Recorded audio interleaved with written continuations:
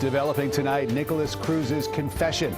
And tonight we get our hands on what the Parkland school shooter told investigators just hours after the mass shooting. The document is 217 pages long. But what we can see offers some insight into Cruz's demeanor and state of mind. CBS 4's Carrie Codd has been pouring through the transcript. He joins us now. Carrie. Yes, there's a lot to digest. At the beginning of the interview with the detective, just hours after the shooting at Stoneman Douglas, Cruz claimed not to remember certain specific personal details of his life, his date of birth, his phone number, where he was living. It's not clear if he was being intentionally obtuse or if he simply didn't remember those details. Also early on, Cruz starts talking about a voice or a demon in his head. And after a lengthy, in-depth discussion about it with the detective made it clear he thought Cruz was using that as an excuse. Police officers arrested Nikolas Cruz around 3:40 p.m. on February 14th. By about 6:15 that day, Cruz sat in front of a seasoned BSO detective to answer questions about one of the deadliest school shootings in American history. But it was comments that Cruz made while alone in the room that reveal much about his thinking. At one point, he said, "Kill me. Just expletive, kill me. Expletive."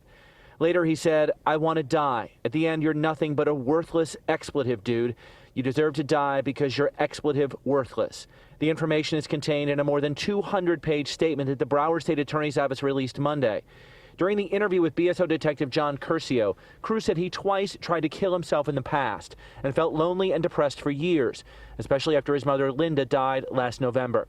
He also said that he hears a voice or a demon in his head. Curcio asked him, "What does the voice say to you? What does it tell you to do?" Cruz said, "Burn, kill, destroy." Curcio said, "Okay, burn, kill, destroy what?" Cruz said, "Anything."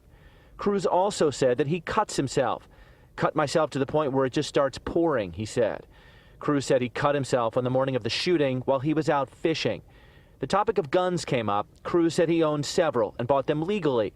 The detective asked him about his AR-15.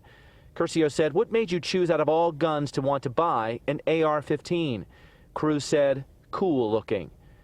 We also learned Cruz had other plans to murder, including an idea a week before the shooting at Stoneman Douglas to shoot up a park. Curcio said, "You were going to start shooting people at the park?" Cruz said, "Yeah." Curcio said, "And did you have a city picked out for what park you wanted to do?" Cruz nodded his head no. Curcio said, "No? What kept?" And Cruz replied, "I didn't want to do it." And just before we went on the air, I finally finished reading through the entire document. And at the end, there are some poignant moments. The detective allowed Cruz's brother, Zachary, to come and speak with him just hours after the shooting. And the brothers discussed what their late mother would have thought about all this.